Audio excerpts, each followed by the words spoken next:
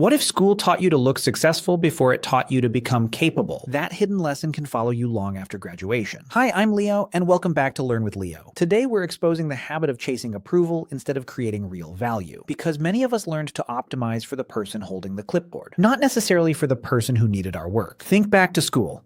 Did you learn to understand, or simply to pass the test? For many students, the goal quietly shifted from curiosity to points. The question became, will this be on the exam? Not, how will this change the way I think? That distinction matters more than it sounds. A high score can prove you prepared for a test. It does not automatically prove you can use the knowledge. Psychologist Daniel Kahneman called this kind of shortcut thinking a fast mental system. Fast thinking is useful, but it can mistake a visible signal for real ability. A grade is visible. Understanding is harder to measure. So we start polishing the signal and neglecting the substance. This is how test taking becomes a life strategy. You keep asking, what will impress them?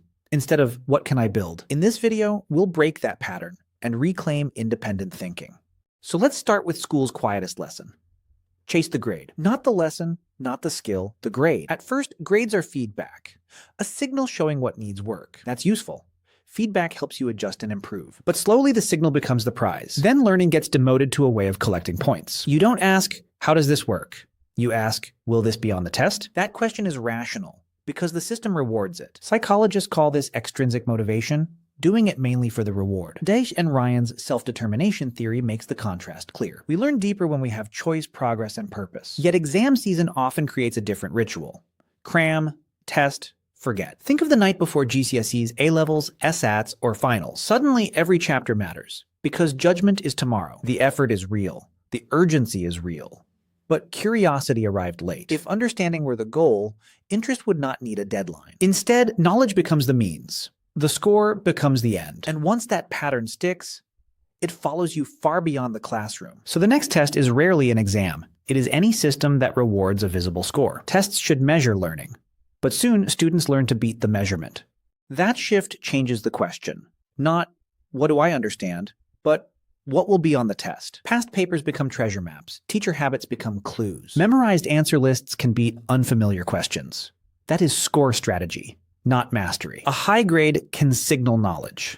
It cannot guarantee deep knowledge. You can recite a formula perfectly, then freeze when real life changes the question. The system rewards the visible signal. Grades, rankings, and certificates. Understanding is harder to see. This is not proof that students are lazy. It is proof that people respond to incentives. Put a prize at one finish line and most people will run there, even if it is the wrong race. Psychologists Edward Desai and Richard Ryan showed that controlling rewards can weaken intrinsic motivation. In plain English, when the reward takes over, curiosity can become collateral damage. You start studying for approval, not for the thrill of finally getting it. An external judgment quietly becomes internal pressure. You feel valuable only when you look capable. That pressure does not vanish after graduation. It simply changes costumes. At work, it can become chasing titles instead of becoming useful. On social media, likes instead of connection. The pattern is simple.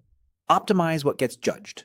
Neglect what actually matters. To escape it, we need to spot the difference between the score and the thing it is supposed to represent. And once we recognize the score, we can see the same pattern in resumes and college applications. Admissions rarely sees your whole potential. It sees a compressed profile designed to look impressive. That creates a predictable response. Build the profile, not necessarily the person. A student may join 3 clubs for the application, while caring deeply about none of them. The activity becomes evidence for an evaluator instead of an experience for the student. This is why the resume industry keeps growing around admissions and careers. Test prep, essay coaches, resume templates, each promises to improve the signal. And sometimes they work. A polished application can open doors, but opening a door is not the same as becoming ready for the room. This is the danger of confusing presentation with preparation. The psychologist Carl Rogers warned that living for others can pull us away from our real selves. You start asking, what will look good before asking, what do I actually want to learn? That question quietly changes your choices. You choose the internship with the famous name, not the one where you would build useful skills. You volunteer for the photo, not the cause. You write the essay admissions wants to read instead of the story you need to understand. Over time, your identity becomes a performance assembled from other people's preferences. And the more convincing the performance looks, the harder it becomes to notice the emptiness underneath. So use resumes as evidence, not as your identity. Build the skills, relationships, and character that the resume is supposed to represent. Because the goal is not to look ready, it is to become useful. But in real life, the shortcut trap gets harder to hide. You can hack a score, a title, or a headline, you cannot easily hack whether people are genuinely helped. The test-taking mindset simply changes targets.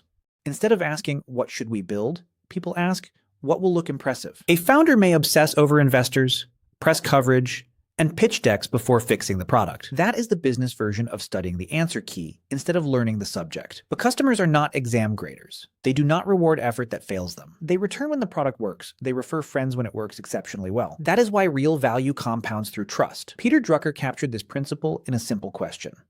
What is our business? The deeper answer is not selling a product.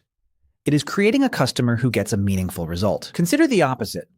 Theranos looked revolutionary from the outside, but impressive claims could not replace reliable results for real patients. The story became a warning. Appearance can attract attention, but substance determines survival. Want investment? Build a company investors can trust because customers already care. Want an audience? Make something useful enough that people choose to return. Want publicity? Give people a result worth talking about. This is the shift from performing success to producing it. So before chasing the next metric, ask, who becomes better because of my work? If the answer is unclear, the shortcut may be hiding the real work. That real work begins by spotting the scoreboard in front of you. Ask one question. Does this metric measure the outcome or merely hint at it? A football score is direct. More goals means you win the match. The score may not capture beauty, but it directly decides who won. Grades are different. They are supposed to stand in for understanding. A degree can signal ability. It cannot guarantee you can do the job. That makes grades and credentials proxy metrics, useful clues, not the real thing. Trouble starts when the proxy becomes the target. Economist Charles Goodhart captured it. When a measure becomes a target, it stops being a good measure. Students cram facts for the exam, then forget them a week later. The grade rises, durable knowledge does not. At work, a manager can chase weekly activity numbers instead of customer results. More meetings, more emails, more slides. Yet, the customer problem remains. This is not always dishonesty. Incentives quietly steer attention toward what gets counted. So pause before optimizing. What capability sits behind this number? If your views rise, are people actually learning, returning, or sharing? If your salary rises, are you becoming more useful or merely more expensive? Use metrics as feedback, not identity. Build value first. Let the numbers report it. And once metrics become feedback, you can return to the real question. What can you create? The internet has quietly removed many of the old gatekeepers. A writer can publish directly. A creator can reach an audience directly. A founder can test a product with real customers before earning a polished title. Think of platforms like YouTube, Etsy, or Substack. The doorway is more open than ever. But access is not the same as value. Anyone can upload, people return for usefulness. That changes the game from impressing an evaluator to helping an actual person. The audience does not care how polished your application looked if your work solves nothing. This is the lesson behind the lean startup idea. Build, measure, and learn from reality. Do not wait for permission to become capable. Practice where the stakes are real. Create a small service, publish a useful guide, or solve one annoying problem. Small outputs create evidence that certificates alone never can. Psychologist Anders Ericsson popularized deliberate practice.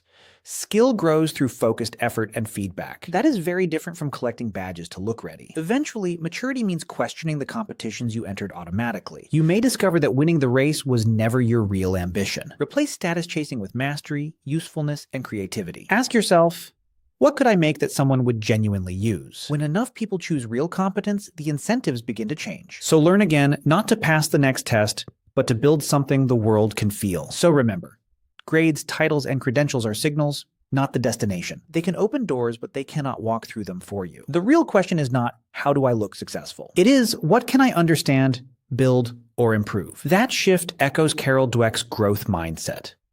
Ability develops through deliberate effort, not through endlessly polishing the appearance of competence. Whenever you feel the urge to chase a shortcut, pause. Ask what game you are actually playing. Are you optimizing for applause or for usefulness? A useful test is simple. Would anyone miss your work if it disappeared? If yes, you are probably creating something real. If no, do not panic. Use the answer as feedback, not as a verdict. Then improve the work until it genuinely helps someone. Try this question today. What test am I optimizing? And what real value is that test supposed to represent? That question can expose an entire life built around performing for imaginary judges. Instead, choose work that makes you more capable and makes life better for someone else. Now tell me in the comments, what belief or skill did you have to relearn as an adult? If this helped, subscribe to Learn with Leo for more psychology-backed growth insights. Stop optimizing your image. Start creating value people can feel.